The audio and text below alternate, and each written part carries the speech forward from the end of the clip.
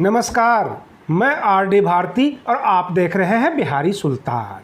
बिहारी सुल्तान channel पर आपको बिहार विधानसभा चुनाव 2020 की लेटेस्ट अपडेट्स मिलती रहेगी। अगर आप लेटेस्ट वीडियो देखना चाहते हैं तो घंटी का बटन ज़रूर दबाएं। आपके स्क्रीन पे घंटी का बटन नज़र आ रहा होगा, आप उसको दबाइए। आपको हर वीडियो मिलता रहेगा, लेटेस्ट अपडेट मिलता रहेगा, रोज़ रोज़ की खबरें मिलेगी। अब हम चलते हैं बिहार विधानसभा चुनाव में, जहां अधिसूचना जारी कर दी गई है। चुनाव आयोग के तरफ से हर प्रकार की गाइडलाइंस जारी कर दी गई। अब रही बात ये, कल किसान बिल के खिलाफ आंदोलन था। बिहार में सारे विपक्षी दल के नेता सड़कों पर उतरे हुए थे और कई गुटों में लठ भी चले, आपस में झड़प भी हुई, मारपीट हुई। देखने को यह मिला कि पटना में जाप यानी जन अधिकार पार्टी के कार्यकर्ता और बीजेपी के कार्यकर्ता भिड़ गए। बीजेपी कार्यालय के सामने यह भिड़ंत हुई और उससे थोड़ी देर पहले राष्ट्रीय जनता दल अपनी रैली निकालती हुई शांतिपूर्ण तरीके से, जो विरोध का एक नियम है, करते हुए निकल गए। आरजेडी कार्यकर्ताओं से किसी को कोई परेशानी नहीं आई, परंतु जन अधिकार पार्टी के कार्यकर्ता बीजेपी कार्यालय के सामने भोंपू बजाकर उनका मीटिंग में व्यवधान कर रहे थे और बीजेपी कार्यकर्ता पहले से ही तैयारी में बैठे हुए थे। उन्हें आशंका थी कि हो सकता है कि इस तरह के मामले हों और फिर दोनों भिड़ गए।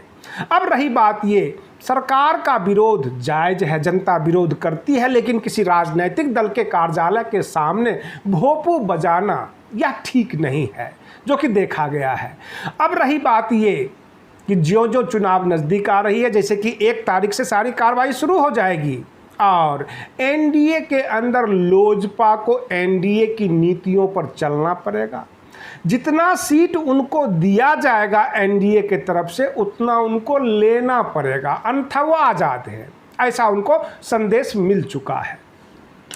महागठबंधन में भी तैयारी जोरों शोरों पर है, चल रही है। बहुत जल्द इनकी मीटिंग हो जाएगी, फाइनल हो जाएगा। मुख्य दल आरजेडी है। अब देखना यह है कि आरजेडी और कांग्रेस दोनों मिलकर पूरे महागठबंधन में तेजस्वी यादव जी को अपना नेता मानते हैं या नहीं। जब वो अपना नेता मान लेंगे तो यूपीए बरकरार रहेगी, अन्यथा आरजेडी की तैयारी पूरे 243 सीट के लिए है। पूरे उत्साह में इनके कार्यकर्ता।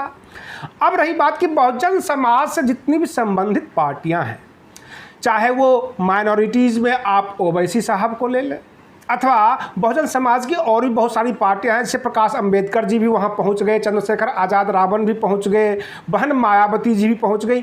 ये सब के सब अगर औपचारिकता निभाएंगे, कैंडिडेट देंगे, किसी प्रकार की एकजुटता अगर नहीं होगी, तो बहुजन समाज की वोट काटने के लिए पहुंचे हैं सब के सब।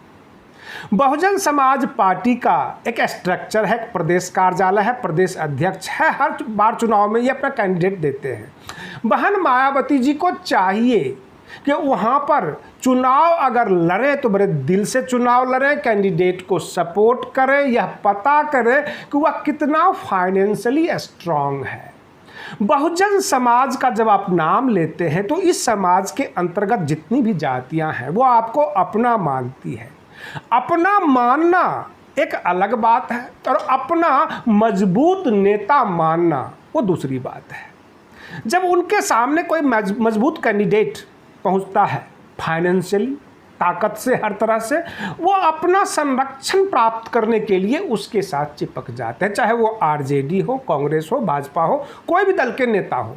बहुजन समाज हमेशा से अपने आप को असुरक्षित पाता है। क्या बहुजन समाज के जितने भी नेता हैं, क्या बहुजन समाज को इस बात की गारंटी दे सकते हैं, आश्वस्त कर सकते हैं कि हम तुम्हें सुरक्षा देंगे, अधिकार देंगे और हम मजबूती के साथ खड़े हैं? हार जीत अलग बात है, वोट ज़्यादा मिलेगा जीत जाएंगे, वोट कम मिलेगा हार जाएंगे, लेकिन मजबूती के साथ खड़ा नहीं रहना और चुनाव में आकर एक एक सिंबल लेके खड़ा हो जाना और फिर ब्लेम यह करना कि बहुजन समाज हमें सपोर्ट नहीं करती है। समाज को आप सपोर्ट करने के लिए 5 साल तक कहाँ रहते हैं? क्यों गायब हो जाते हैं? पूरे 5 साल तक विपक्ष की आवाज़ आरजेडी लगाती है, सत्ता पक्ष में जदयू है, बीजेपी है। तो कहने का मतलब यह कि जब 5 साल आरजेडी चीखी चिल्लाई तो क्या उसको वोट नहीं मिलना चाहिए बहुजन समाज का, जिसमें SC, ST, OBC, माइनॉरिटीज सब आते हैं? और ये तमाम बहुजन समाज की पार्टियां एकजुट होकर आरजेडी को सपोर्ट क्यों नहीं करती? और बहन मायावती जी के बारे में पूरा बहुजन समाज ये कहती है कि एक बार वो प्रधानमंत्री बन जाए।